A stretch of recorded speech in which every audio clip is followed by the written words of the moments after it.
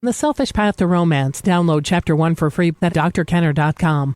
And I did get a question from a mother who has a major parenting issue with her daughter who's 20 years old.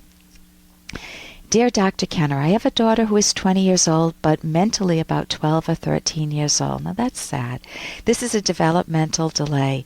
She is now thinking that her little job at McDonald's, earning $240 a month, will give her the ability to move out of her house. She considers herself and her dad, who earns money, and I equal when we are arguing, and she blames me for not buying her an apartment. She thinks I'm supposed to pay for it.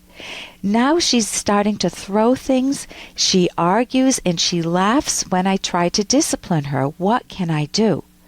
Okay, this is from Janine. Janine, a 12 or 13-year-old has the capacity to know the tie between earning money and ownership. So you don't want to let her off the hook too easily, because even though she has a developmental delay, you don't want to let your telling yourself that excuse bad behavior. In fact, I have, there's a book, Before It's Too Late by Stanton Same Now, and here's a quote from him.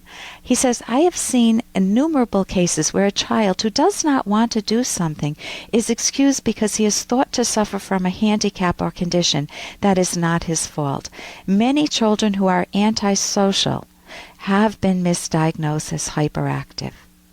He continues, he gets a lot of mileage out of being a victim of a condition he does not have. Now, granted, she definitely has a developmental delay, but that may be totally separate from her recognizing that she needs to be respectful of you. Now, one question is, are you respectful of her? When you say discipline, red flags go up in my mind, because if you're screaming at her or yelling at her, maybe she's just mirroring what you do to her.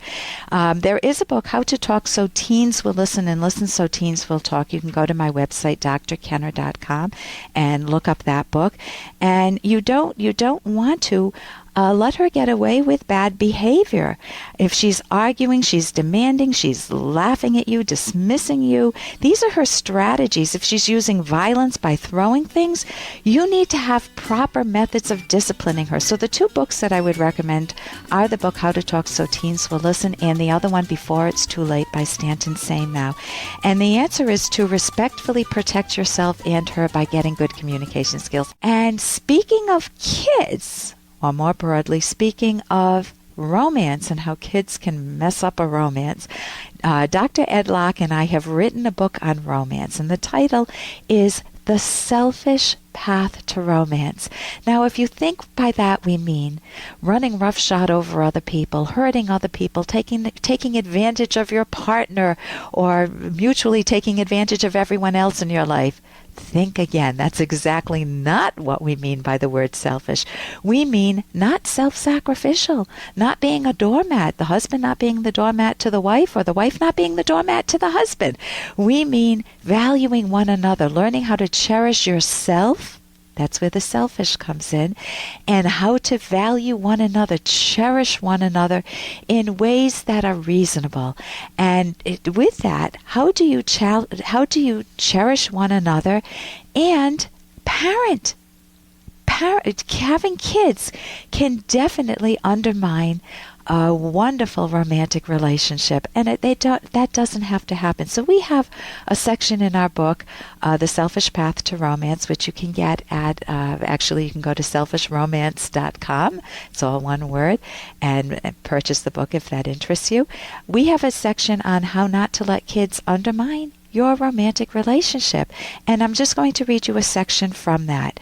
And we talk about how, of course, children are beloved, irreplaceable values.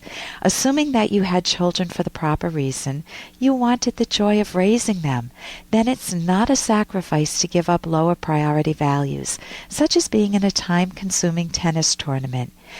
Now, here's a little sidebar here. You've made a tragic and emotionally costly error if you had children out of duty or to please others. But setting that aside, now we'll go back to our text. Spending time with your children is typically a great source of pleasure. Nevertheless, partners need private time together on a regular basis. A romantic relationship should not be sacrificed on the altar of children. And that's from our book, selfishromance.com. And here's a little more from Dr. Kenner.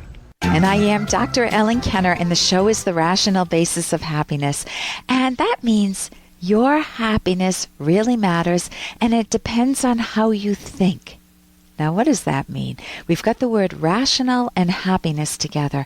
And rational pertains to how do you think? Do you think things through clearly, or when you're planning your future, or you're planning a party, or you're planning who you want to date, do you just say, well, I kind of know what I'm doing?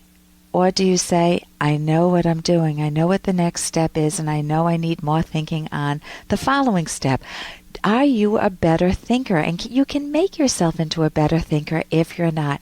And if you make yourself into a better thinker, then you're much more likely to be successful in romance. I had an argument with my husband today, and I don't know how to figure that out. Oh, well, it's the same old, same old. You could just throw the towel in.